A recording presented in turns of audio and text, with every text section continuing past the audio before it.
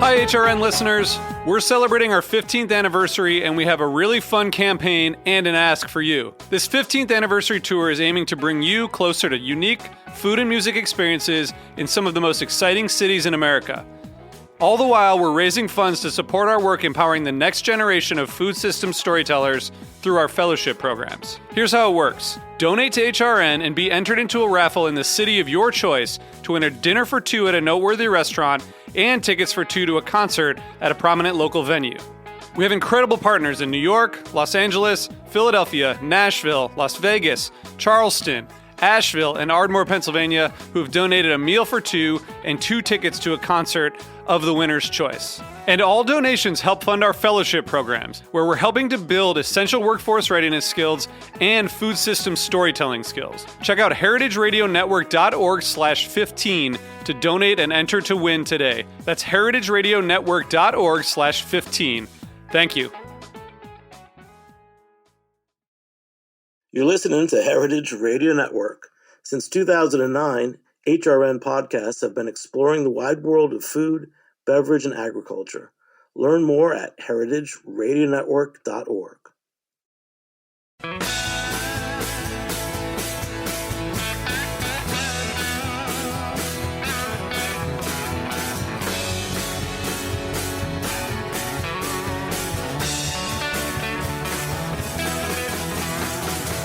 Hey, welcome to Beer Sessions Radio on Heritage Radio Network. Wow, it is so great. October 19th, 2022, the night before Bowl Azul Festival, we were back in the studio at Roberta's Pizza in Bushwick. And this whole show is about Bushwick and authenticity, but mostly just about the craft products that are coming out of Mexico. So we've got some great guests.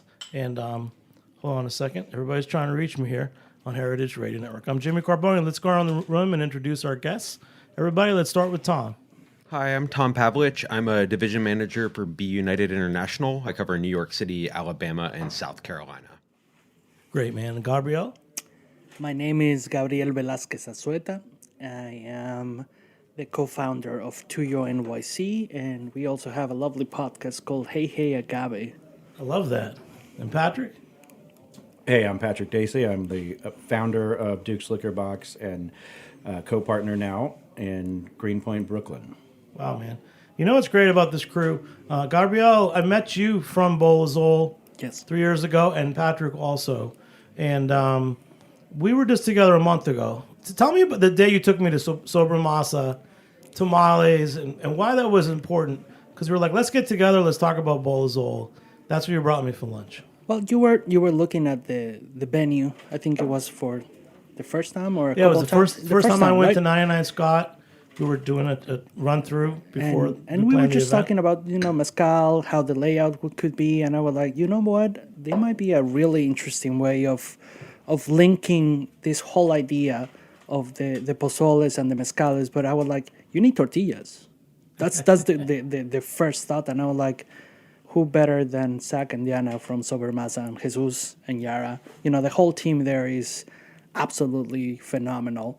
The nixtamalization, bringing corn from Mexico, the process starts at 3 o'clock in the morning. Like, it's just stunning. And they're close to the venue also. They're one of the up-and-coming places where food, mezcal, and culture is very much present in every dish. And they're good people. Yeah. The most important part, they're good people. And I think what we have in common, you and I, Jamie, and I know Patrick for several years, and all that I can say is that we are good people. Oh, yeah. And then, Patrick, tell us about Duke's Liquor Box. I also met you 3 years ago. You came in probably with Raphael Lyons before that first Bowl Azul, and you guys have been the New York City, the Bowl Azul retail partner for 3 years now. So That's true, Jimmy. Actually, we did meet way before, or not way before, but before Bowl Azul. Through Raphael, we did the mead show here. So I started, opened up Duke's Liquor Box about 10 years ago in Greenpoint, Brooklyn, and we were spirits only, which made us pretty unique at that time. But our real focus, which was probably a selfish focus of mine, was mezcal and agave spirits in general. I felt that was very underrepresented at the time, and We got that going, and it started out as a tiny little operation. And I mean, not that we're anything bigger that much by now, and that is how Gabrielle and I met, was because of that shared love of all things agave, I would say. And one thing neat, about our event, so it's bolazol.com. If you're listening live, it's actually tomorrow, but if not, it's something we do in Boston, and there's a lot of great people involved in it. Everyone that's an importer, producer, different chefs in different towns. This is a special event.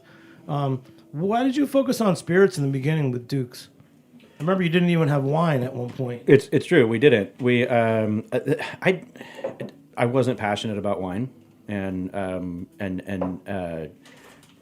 to this day, I guess I could still say I'm not. But it was out of necessity. I felt like for my surrounding neighborhood, I had a newborn son and a new family, and was looking for something to do that the not only I wanted to do for myself and something we could grow, but something I felt the neighborhood needed, not just our neighborhood, but New York City. There was very few people at the time doing what we were doing. We focused on not just mezcal, not just tequila, not just agave, but we really focused on producers that were underrepresented, but also producers that made spirits that were like a food product to them, and also had the same passion that we had about wanting to represent them.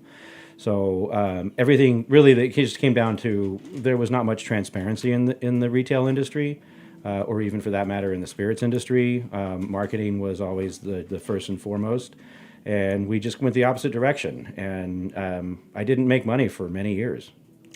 Because of that, I really Patrick, you have to tell them, what's your slogan? Selling spirits, not souls. Thank you. Well, that was like our old friend and co-founder of the show, Ray Dieter at DBA. He always said, drink good stuff. Yeah. So that's kind of why we're all here today. And Tom, a little bit, so you're here because, we know Be United. We've done many shows with you, your founder, Mateus, everything from Hitachino to all these great German beers. But just last spring when I was in Boston with Bowl Azul, I met your counterpart, Paul Tade, and he was at this great little restaurant in Somerville called Barra. And he said, you got to try this. It's a blue corn beer. So, and I know Gabrielle wanted to ask you this too. Tell us about how Be United got into importing products from Mexico and what you're going to taste us on today, because we're going to taste the blue corn beer and some other things. So Be United in general, we focus on products that are not just representative of. We try to get both the representative. Let's start pouring the beers too. Cool. In the studio, Roberta's Pizza. So we focus on products that not just represent the culture of a country, but also the agriculture of the country. And we did that with Hitachino Nest and Kyuchi Brewery from Japan. And we've done that with Italian breweries like Del Ducato and Baladin, and Chinese breweries like Young Master and Master Gao. And we've now ventured into Mexican craft beer, and we're working with Monstruo de Agua and Le Brew in Mexico. Monstruo de Agua is based in Mexico City, and Le Brew is based in Morale, and they focus on using ingredients that are native to Mexico. Yeah. And then, Gabriel, so have you tasted these beers before? And what are we drinking right now, Tom? Right now we're tasting the Maíz Azul from Le Brew. And this is a blue corn ale made with 40% blue corn in the mash. And what's different about the taste? How does the corn come through? All the old craft beer, they used to say corn was an adjunct. Now everyone says corn's great in lagers. Now we've got a 40% blue corn beer that tastes really good.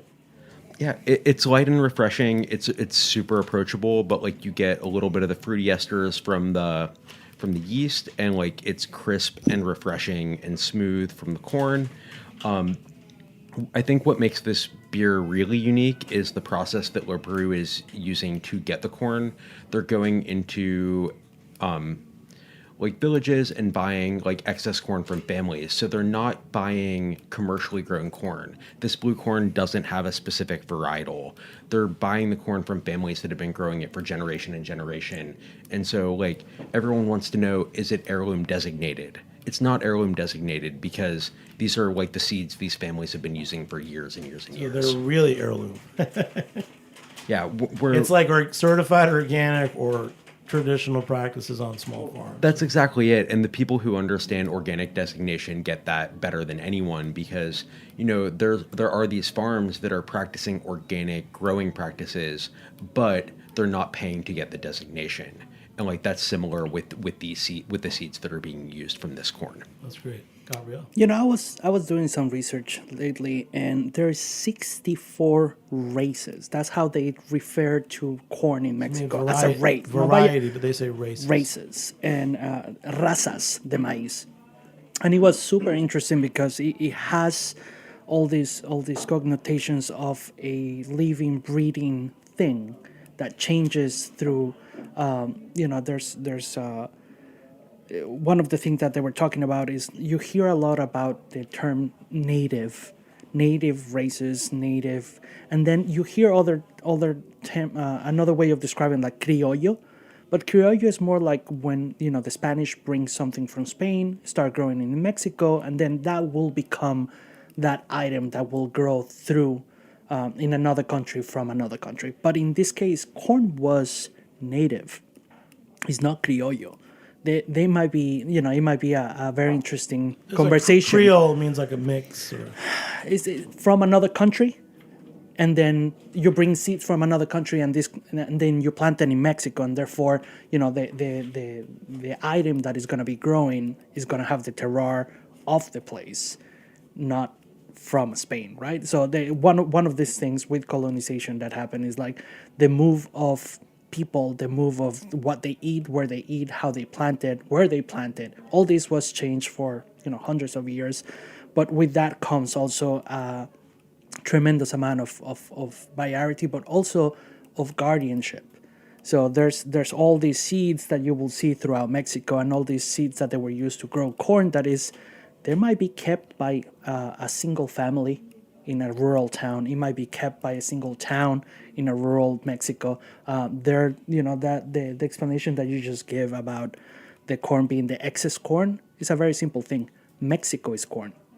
Mexico eats corn. Mexico creates is the whole cultural culinary base is corn. So it's very interesting to hear that. One of the interesting things, we met with one of the founders of La Brew recently, and he was explaining to us that the excess corn that these families are selling them, we've reached the point with worldwide agriculture where they don't have enough excess corn to sell it to a commercial supplier. So it's like this. It's not like hundreds of thousands of pounds of corn. It's like a small amount. So they're going in and trying to instill in the younger people, the younger generations, that it's worth continuing to cultivate these varietals of corn. And La Brew is actually going in and paying barley prices for corn in Mexico to try to instill that there is financial worth in growing those ingredients. Wow. And let's just say something about the different races of corn.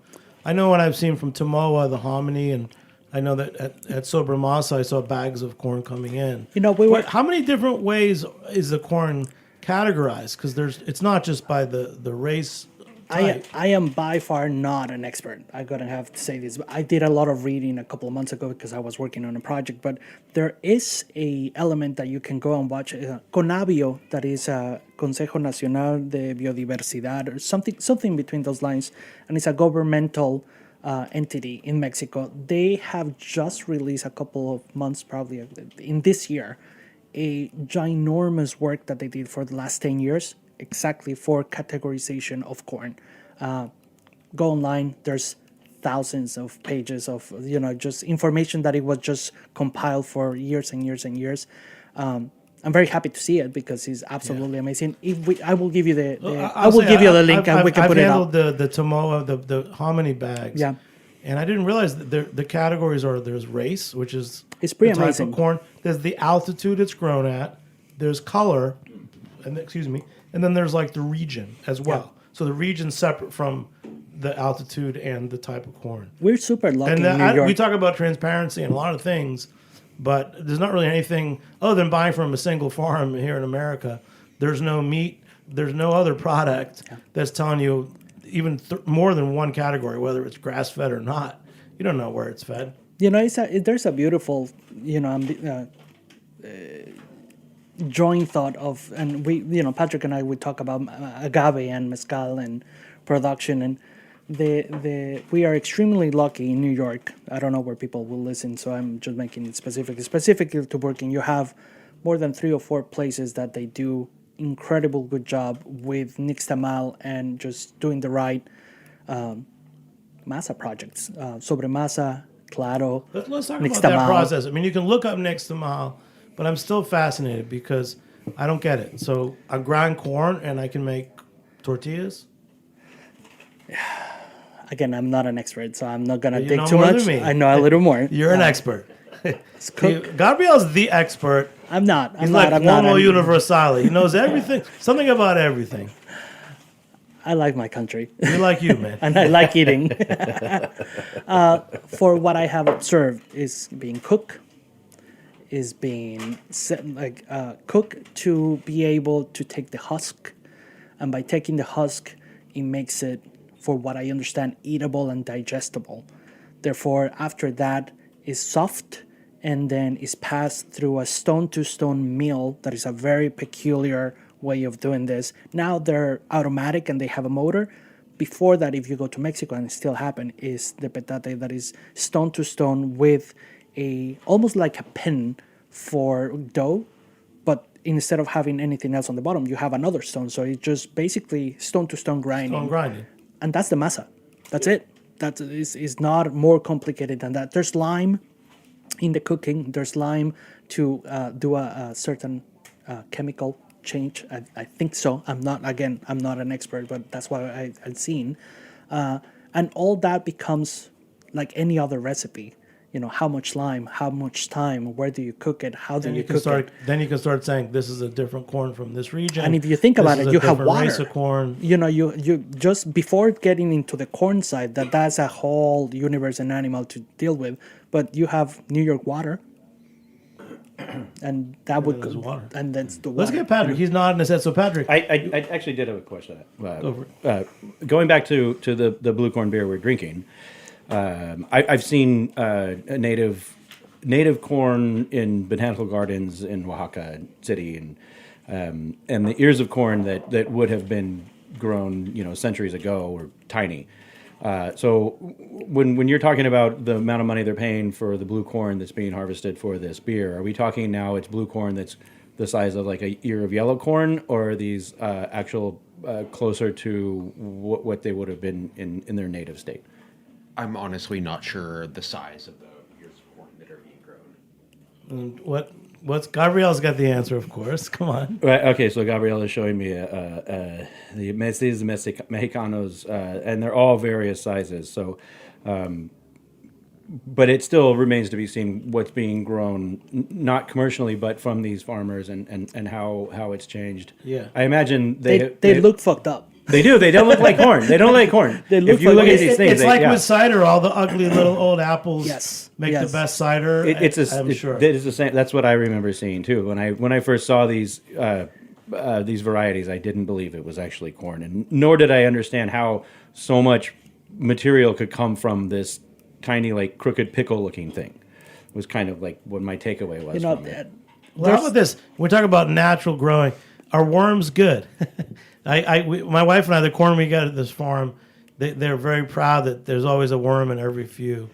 Does that come into play, Tom? Do you know the details of these corns? I don't know. When I get corn from my CSA, I never have a problem with the worm being in it. So like, I think Jimmy, it goes back to if there's if there's an occasional worm, you know that there aren't any pesticides, and you know it's a living thing that didn't get killed. That didn't get killed, and it's also not it's not something that's like morphed into something worse because of pesticides. I think maybe. Oh yeah. When a few months ago, I was talking to Zach that I wish he was. I wish he was here because he's truly well more knowledgeable of all this stuff. But we will invite him later. But one of the things that we did is just with the corn and the masa that they have that day, because it changes with whatever corn they're able to get their hands on. There was white, blue, and yellow, simple, and the taste was very different. And very different. You're like, what can be so different? Well, texture, sweetness, the texture when you're eating something that it takes, it has a different aftertaste when it's coating your mouth in certain ways. Specifically, like the blue one, to me, was sweeter. Sweeter in a way that it was a little more granular, but it was sweet. And then the white was very mild. Like, and I was asking Zach, like, does this influence the way that you will think on a plate? Will this influence the way that you will use this raw material before it becomes a tortilla, before it becomes a tlayuda, before it becomes anything else? Will you choose flavor to match else? You know, a protein, more vegetables, a sauce, mole, you know, all that kind of stuff. So the answer was yes. And, you know, here we are lucky to have a few different varieties, but you go back to Oaxaca or back to Mexico City, that is also, you know, Central de Abastos has everything. Like it's a giant universe of just commerce. Patrick, you know, this is fortuitous because I didn't know that mezcal was your entry into spirits. It's true. Yes. So just tell us your mezcal story. Geez. This is the Mezcal and Bowl Azul show, and Pozzoli. We'll get to that too, and corn and maize. God, I grew up in Texas. I grew up in San Antonio, which we've, you know, and then I lived in California for many years after that. You and Beto, right? Yeah, Beto. Yes. Beto in San Antonio. And we can't talk politics. But he's backed by the real estate millionaire. So. Yes, we can't talk politics. Oh, sorry. That's all I know about San Antonio. The Alamo. Well, okay, so you know, we've always had access to tequila. You know, that was one thing that I kind of like just grew up around, and moving to California, I only moved there in the mid early '90s, and then discovered mezcal as a completely different animal or variety of what I just thought agave or that was. And then moving to New York and having this moment where realizing, oh my God, I've got to start up a business and do something. What do I want to do? And sitting and talking with at the time, well, who's now my wife, arguing about what business we should do. I decided to leave the apartment and say, let's put this on pause. I'm going to go get a bottle of mezcal or tequila right now. And she's like, what's mezcal? And I walked to the liquor store nearest us, and there's zero mezcal on the shelf. Nothing to be found at all. And then the worst tequila selection on top of that. Welcome to Greenpoint. Welcome to Greenpoint, right? So welcome to most liquor stores in America. So at that time, absolutely, yeah. You know. So I bought the worst, the best of the worst that I could get, and I come home and I'm like, man, this is crazy. I can't believe we can't get any mezcal around here, and even the tequila selection. And then all of a sudden, just bzzz, light bulb goes off. Like this is what I like. This is what we got to do. You know, it happened. You know, Duke's Liquor Box. Let's jump back to I want to talk about authenticity, because so when we started Bowl Azul 3 years ago, my education really just started then. And I kind of know what mezcal is. Someone tell me what the hell agave spirits are, because that's a plant, but there's other spirits that are not from agave. And then, is it okay to drink tequila?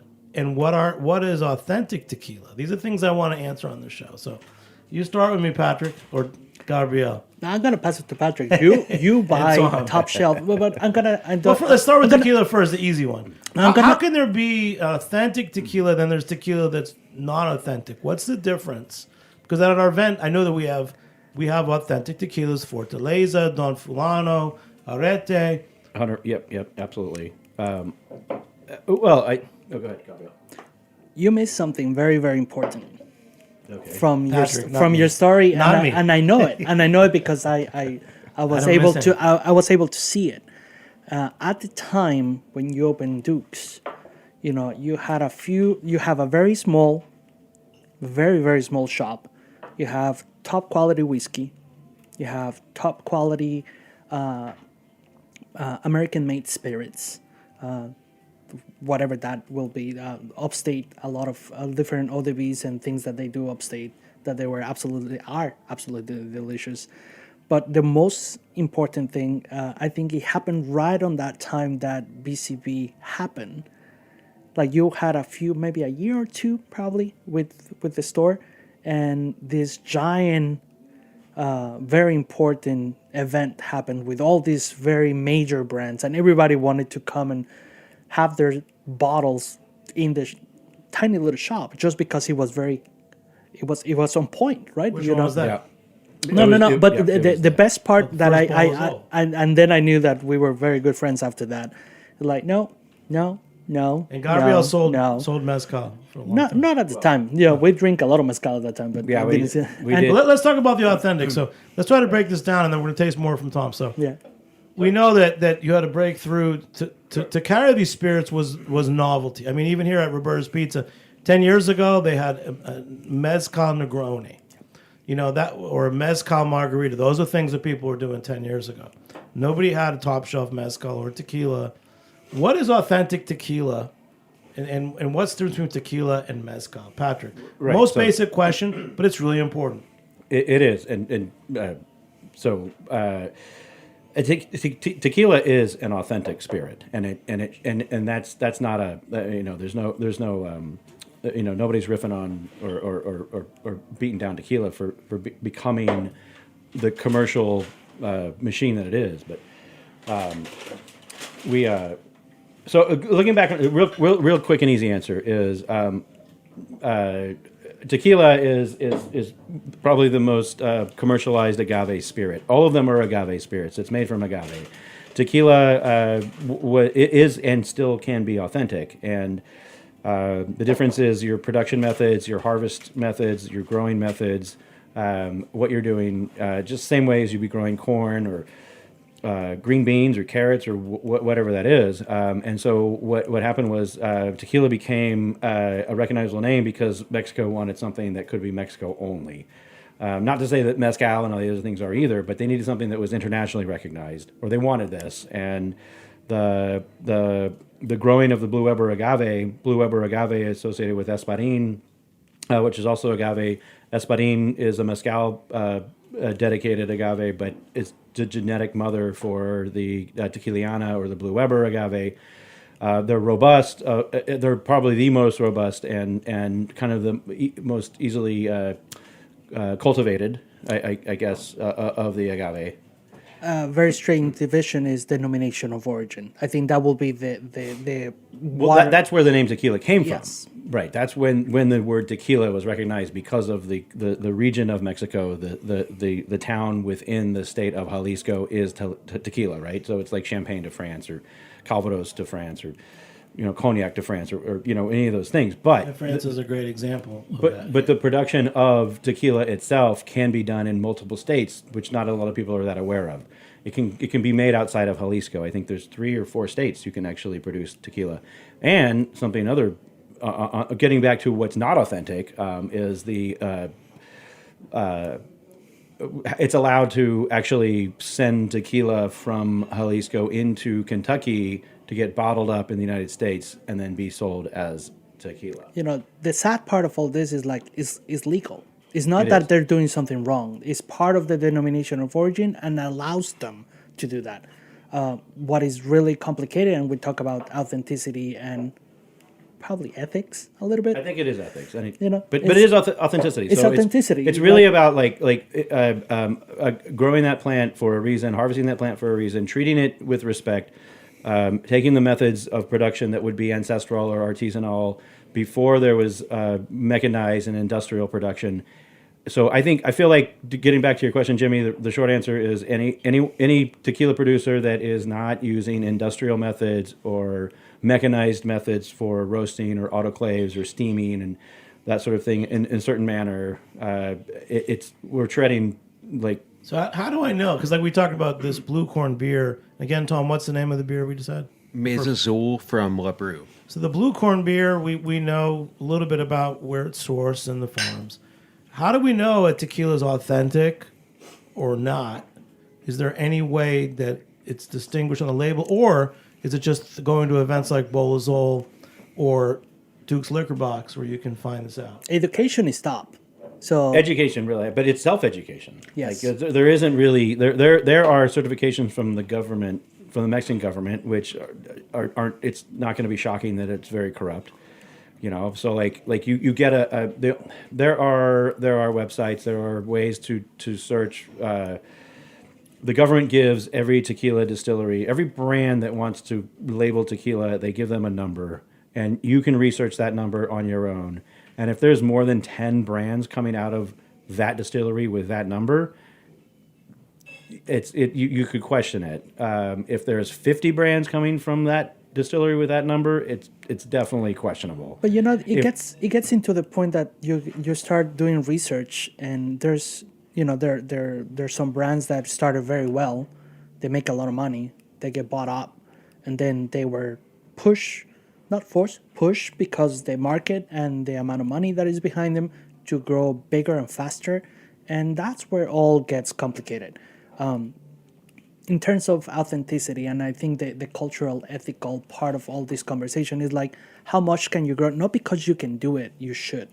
Not because you have the money to produce more, you should. There's all these limitants that change the practice, that change the product, that change the culture itself. Like you get into this point that, the denomination of origin allows you to grow and do and make this liquid in certain point. And then you look at mezcal, and there's, I don't know the exact number, but I know that the denomination of origin of mezcal is the biggest in the world. But I think, agreed. And that gets very complicated, because we have this conversation, Patrick and I, for many, many times, that it's like, should it be that big? But getting back to tequila, it's supply and demand. Yes. Tequila is very tiny. So getting back to the first question is, what tequila is authentic? I like to believe that they all began as authentic. They all began as a belief that this is their family, this is their land, these are their plants, this is what they want to do. And then they wanted to make something bigger and bigger to support their family, and they kept going and going and going.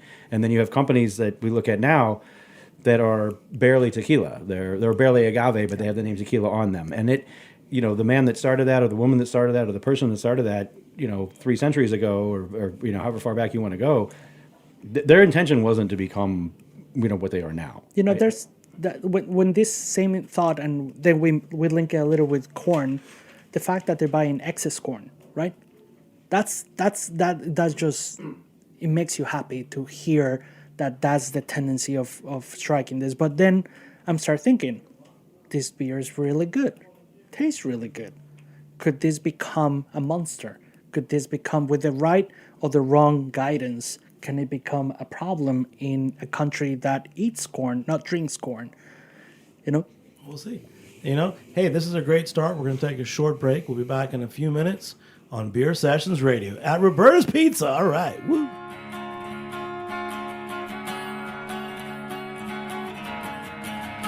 Will climate change alter the beer and wine we drink? Come find out at Fern Talks and Eats in Brooklyn the evening of October 24th. The event will include a panel discussion with leading writers and makers, including wine writer Alice Fearing, Garrett Oliver, head brewer at Brooklyn Brewery, and science and nature writer Rowan Jacobson. Come taste the future with a special selection of beers and wines. More information and tickets are available at thefern.org.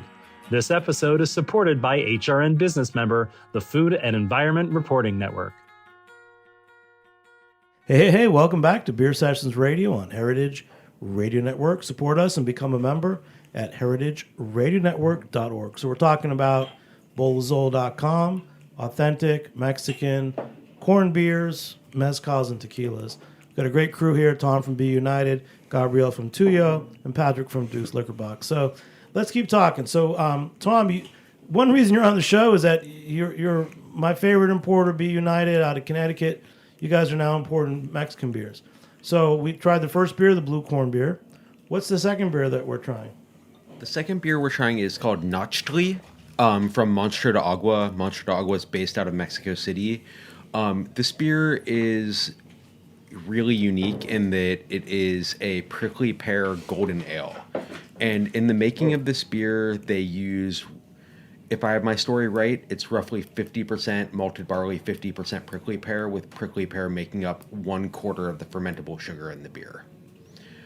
Monstruo de Agua has a very big focus on regenerative agriculture, and they want to be standard traditional beer grains are not great for Mexican agricultural land, and they want to be sourcing their fermentable sugars from alternate sources. And this is one example. They have a couple other beers that are using agua miel as the alternate source of fermentable sugar, but What's agua miel? Honey water? the raw agave, is that You go and go. It's the agave nectar. You would just puncture. Agua miel is the raw material for pulque, the most ancestral and oldest fermented drink in Mexico. but But wait, and how do you say prickly pear in Spanish? Tuna. Okay. yeah, and we'll get Americans who will see the Mexican bottles of this beer, and it will say tuna on the bottle, and they'll be very confused. But no, Monstruo de Agua. It's tuna conservas. Could be. But Monstruo de Agua is one of my favorite stories to talk about because they are doing things in a very special way. And this Nochtli is one of my personal favorites. Even though there's no cucumber in this beer, it's the best cucumber beer I've ever had. As the prickly pear ferments, it becomes this beautiful cucumber flavor. And they also use lemon balm and hops to smooth out and balance the beer. So all the Be United beers, and Be United is the importer, but whether it's Hitachino or Schneider Weiss, there's so much balance. Like when I hear prickly pear, I'm so used to getting beers with fruit or other ingredient in it that dominates, and I usually will not order any beer that has a fruit or other ingredient in it that's not barley or grain. I agree. I'm expanding to blue corn. Prickly pear. How does it come out so balanced? Like I've had celery beer from Brazil, but Have you eaten a tuna in your life? not this tuna. No. Like have you ever eaten a prickly pear in Mexico? Never. If you eat it, you will understand it incredibly fast. This tastes just the like it. sweetness of the tuna, and there's a million varieties. There are many, but the one probably that they choose is highly fermentable. There's a lot of wine made in the old Mexico, vino de tuna. There's a few things like that. There's a very famous drink that I cannot remember the name, but it's made also a fermentation from tuna. It has a lot of sugar, so it works. It's great. I like it because my first really- first taste, it's really dry. Yeah. It is. It's really balanced, really dry.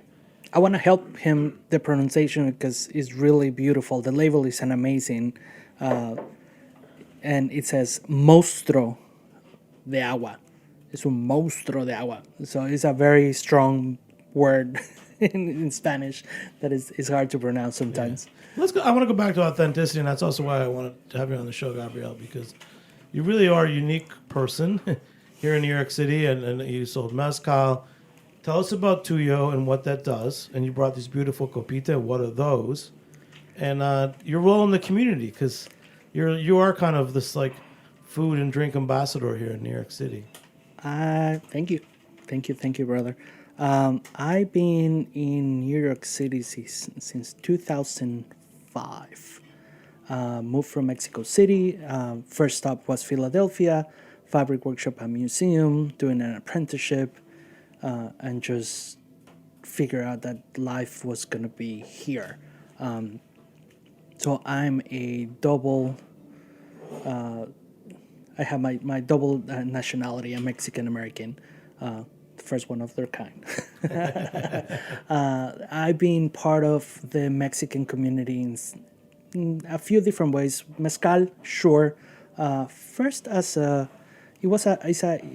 became a reconnection to my culture. When I first moved to the States, I was very much removed.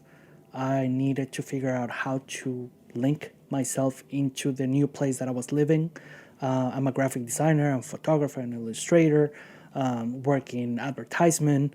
But that all evolved into a very interesting thing. 2008 happened and everybody was done. There was nothing, no work. Financial crash. It got really complicated. Greenpoint got really complicated. And one of the things that happened, I started in education. I was a preschool teacher for 5-6 years. I had my That's why you master's. speak very slowly. It became kind of part of the trade of like being able to communicate with 3-year-olds. That is pretty fascinating. Also drunks. It's exactly the same method. And all this evolved into a very intertwined toolkit that I have, the education side, I have the advertisement, I have the graphic design, I have all these tools that then I push all this forward to Tuyo with my partner, with Sabrina. Sabrina is also an artist. She studied sculpture in Tyler in Philadelphia. That's where we met in Philly. She was part of the crew of the install crew for the fabric workshop. And everything that we developed was a mix of everything that we have done in the past 10 years. I've been married with Sabrina for the past 2006, so 15 years, kind of. You better know. Yeah, no, I'm horrible with math, so I'm not even worried about it. But what all this happened very fast in the past 3 years was we created the brand Tuyo. We did this out of the necessity of having a creative outlet, but linked to us. Tuyo means of ours, of tu y yo. So I love it. You come to Bozol, you've got this authentic, it's like culture, merchandise. It's pretty cool. To be all honest, is us. I will not even go farther than that. It's like the best representation of what Sabrina and I as a couple, as us together, is the Tuyo brand that we put together. We did a lot of education and a lot of research. One of the first, I think it's the first interview, was Patrick. Funny enough. Yes. And this was something out of Tell us what your podcast is again. Hey Agave. Hey, I got it. Yeah, And you interviewed. and it was we tried to make a video, we tried to make an audio, we tried to figure out what we're gonna do. Funny enough, he is the first interview that has no part of the podcast, but has a complete write-up of everything that we put together, and it's basically a Mezcal one-on-one class on. So let's go back. So tell us this. I mean, there's a million things. Tuyo on Instagram, Be United, and Duke's Liquor Box. But what is Mezcal 101? So we talked a little bit about authentic tequila.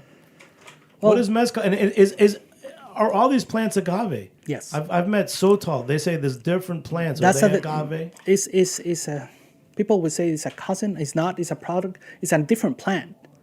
First of all, so the production and the way that it's done is is similar, if it's not identical, to mezcal. But technically, Yes. all these different spirits are not all agave spirits. Sotol I think is not- Sotol is the only one that is not. Is the only one. Not Yeah. agave. But it does it's get actually confusing, not. It's so- not in the same species, yes. right? There's And from what I understand, it is actually slightly more sustainable in the sense that harvesting agave, you remove the entire plant from the ground. Sotol, you're actually able to cut from the base of the plant only when it's 15 years mature, and then it will take another 15 years for that to grow back versus removing 10 to 15-year-old agave and then having to reseed. But agave is the asparagus family, yes, Paragats. and then Sotol is not. And so they are different families, but they drink. The production method is the same, like Gabriel is saying. However, when you and there are many varieties of Sotol, not as many as agave, at least that are documented. And it tends to be on the north part of Mexico. And well, also it tends to grow a whole lot in the southwest of the United States. So Sotol is all. Give us a top 10 hits or top 3 hits of some of the Mexican spirits that you have on the shelf at Duke's Liquor Box in Greenpoint. Well, I think Sotol is one of our favorites that we really try and turn people on to. And then there are categories outside of mezcal that are made from agave, such as Bacanora and Raicilla, and those methods, especially Can you tell us a couple brands that you have on the shelf at your store? So for Raicilla, the La Venenosa is excellent. For some Bacanora,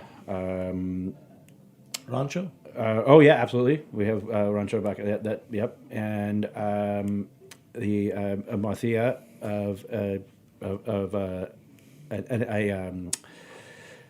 mezcal produced outside of Oaxaca, being the most primary state for mezcal production. These guys are in. Is that your Tom? Guerrero, Guerrero. yes. Tom, you can tell us. Tell us about that, Tom. So, So you guys also import mezcal too. we recently started importing mezcal, and Duke's and Stella's in Greenpoint are two of the only stores in the city where you can buy bottles of it. But we started working with a producer called Casa Rojo. They make Mauthia mezcal. They're based in Guerrero. All of their plants are in the Rio Balsa Basin, and they're an artisanal mezcal producer. We work directly with the head of the family. There's no middleman, and Let's taste that. All Certified. right. yeah. He's certified too. But it's hard to go too deep into spirits because I started in wine and I could drink a lot of wine, and then I got into craft beer and cider, and I can drink a lot of that. I've had my taste of when I drink spirits. All right, there's my pitch. I only drink top shelf. I have no point in if I want a low alcohol buzz, I'm going to drink a nice beer or a cider. So for me, if I'm drinking like hard liquor, I want top shelf, authentic, really well made with a sense of agriculture behind it. And these guys are trying to help us define it. But like many things, it's like trying to tell someone, go to the farmer's market and buy a good small farm product.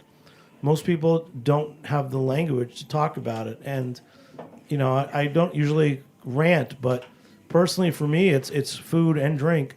I want to know where it's from, but it's not so much that it's from Texas or Oklahoma. I want to know like the real process behind it, and I want to see that on the label. And again, I'm going back to the hominy and the corn from Tamoa because I didn't know you could break down a product from the elevation it was grown at, the variety, the color, and the region. Just those four simple distinctions alone are pretty wild. It's like, where do you get fish? Is it North Atlantic or is it the Gulf of Mexico? When you ask me about Mezcal 101, my brain starts scrambling a little bit, but I have a clear mission now to tell you. When I was in front of a group that I needed to express and convey and inform and educate what Mezcal 101 was, it was about the people, not the drink. That was my number one mission, to make them understand that this was not a product, that this was not something that it just made by itself. Like, there's so much of the story of the families, of the town, of the state, of the country. Like, you go from tiny to, from micro to macro very, very fast. Denomination of origin, the plant origin. Who grows? Typical small mezcal. It gets really fast, but there's two very distinctive things. Either is a agave that is grown in the wild, or agave that is grown in a farm, or is farm agave. That's the two very distinctive things. There's a middle point that you can talk about, the ones that they're being grown by seed and then transferred to the field to let them do their thing, right? But the main division will be that, and then there's a 3-hour conversation of just that. So most of the espadín, that you will drink that is mostly from Oaxaca, there's a bigger percentage of that kind of production and product in the States. Worth mentioning, 85% of production is in the States. Okay. It's huge. Tasting notes. So, Tom, this mezcal, tell us what it is again, and then Patrick's going to give us some tasting notes. The producer is called Casa Rojo, and the mezcal is Mauthia mezcal. It's an artisanal mezcal from Guerrero. And then Patrick. And I think I also think it's noteworthy that Guerrero, the agave here is Sanito, I believe. This one's Cupriata. Oh, Cupriata. I apologize. Right.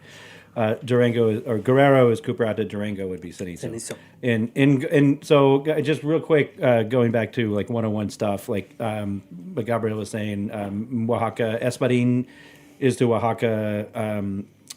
Espadín is the plant. Espadín is the variety of agave is to Oaxaca. What Cupriata would be to Guerrero, or what Sanito would be to Durango.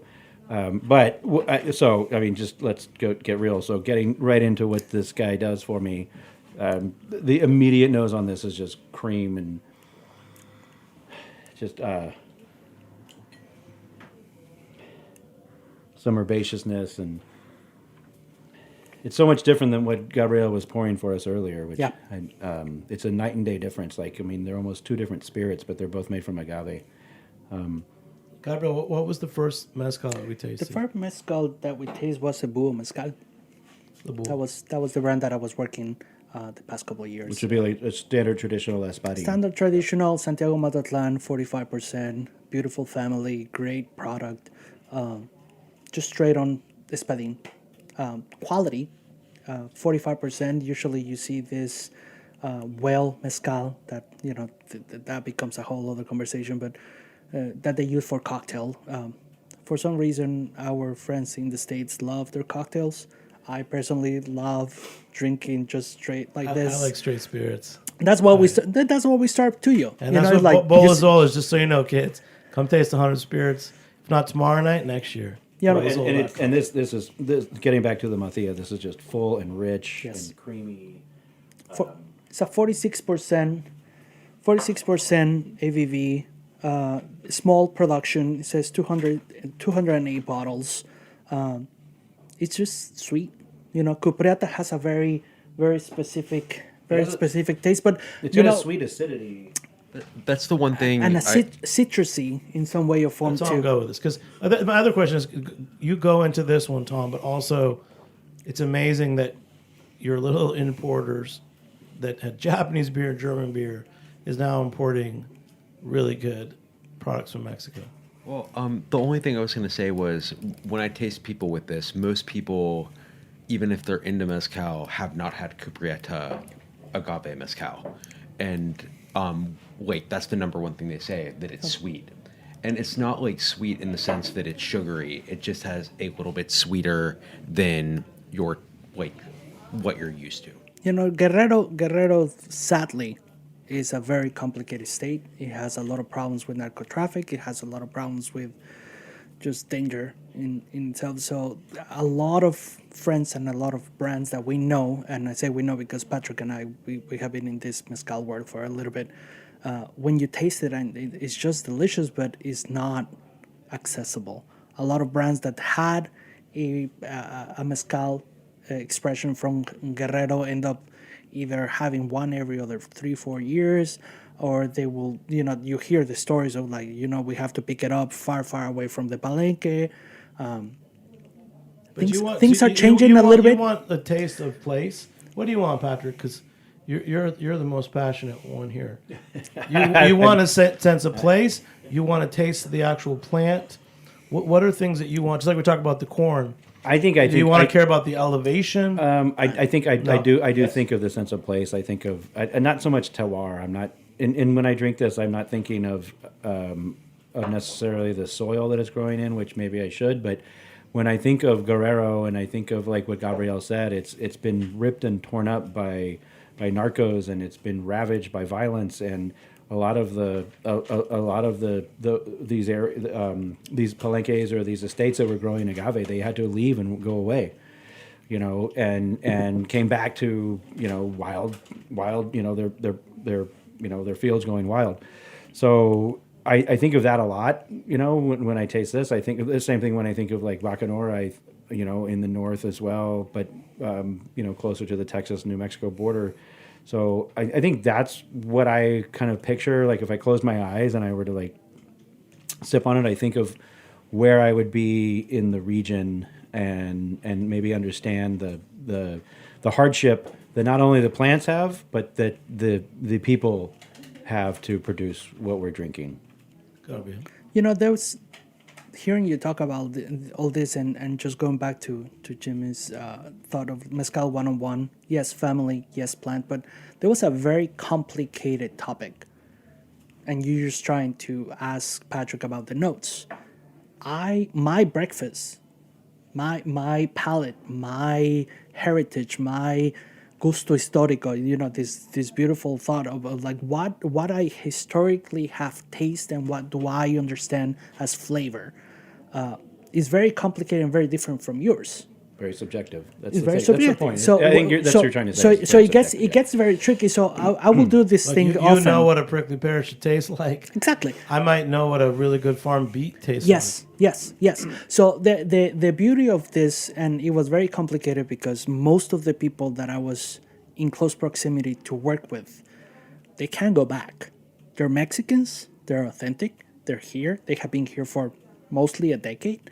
They are amazing in what they do. They're behind the bars, behind the cocktails, behind the scene. But even if I pay their flight, they can't come home. And that is just frightening, and it makes me very sad and very selfish privileged to think that I can. And there's no real rhyme or reason of like why they can and I can't. It's like it's just different opportunities. okay. It's complicated. It's It's complicated, all but complicated. authenticity, Yes. and that's what I'm trying to go with. Like this is something that has become in the States a very important hold for people that can come back to Mexico and feel theirs. Like mezcal is mine. I can tell you about it because even if I haven't go back in a decade, I know what mole tastes in the morning. I know what my mom kitchen smelled like. I know what my grandmother did when it was Christmas. You know, all these very tiny little elements that become taste. So pozole, again, something we learned from the Bowl Azul Fest. So many of the chefs, like the list, just trust me that Bowl Azul is an authentic event with spirits and chefs in New York Absolutely. City. But so many of the chefs, like Luis Arce Mota of La Contenta, who regularly has like the Mexican ambassador to United Nations as his customer. He's from He Sinaloa. only makes Sinaloa style pozole just for this event. So it goes back to the grandmothers and the flavors that they're talking about, right? You know, we're super lucky in New York, to be honest. Like, we have top shelf liquor, but we also have extremely amazing chefs going around. Hugo Orozco, Ivan Garcia. You know, there's some great chefs there tomorrow. Really great. Last thing, Tom, appreciate that you came. The hook was that you wanted to talk about your Mexican beers. So you brought 2 beers, It did. and then you brought the mezcal. Correct. And there's one more thing, a can. So canned cocktail. Another show, we're overdue to do a real Be United show. It's still amazing that you guys. Why did you guys go and put in the time and effort to cultivate relationships with Mexican producers? Like, our company is based off of like organic growth. So you've seen with Hitachino Nest, like, it's now very synonymous with Japanese cuisine, but like that wasn't an instant thing. We've been working with that brand for over 20 years at this point, and we know that there are amazing producers in Mexico that we can build relationships with and work on products and like bring in these unique flavors and aromas and textures to, and like that will complement like traditional Mexican cooking, and that's what we're trying to do. Oh, that's great. Well, thanks to everybody. I mean, Gabriel, anything else you want to say? Again, thanks for meeting with me last month, taking me to Sobre Masa. So Sobre Masa is a great restaurant Bushwick. in Bushwick, Brooklyn, on Harrison.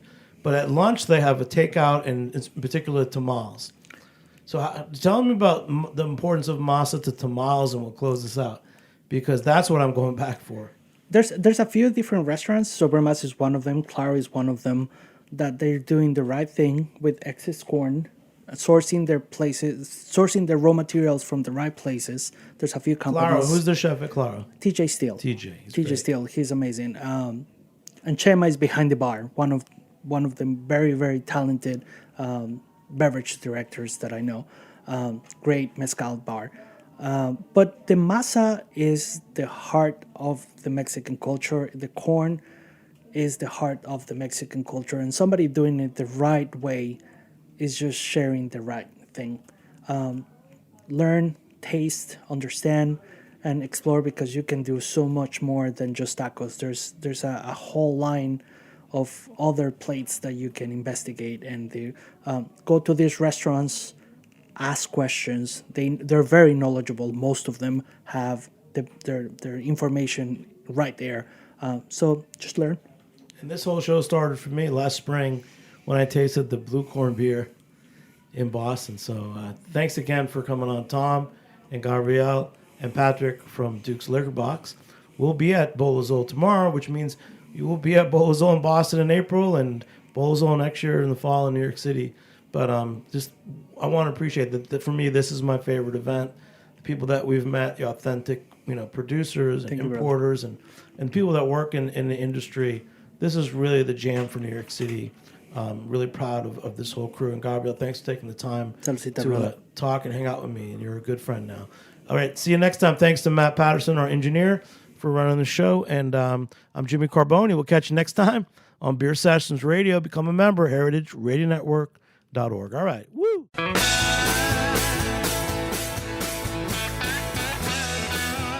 Beer Sessions Radio is powered by Simplecast. Thanks for listening to Heritage Radio Network. Food radio supported by you. Keep in touch at heritageradionetwork.org/subscribe.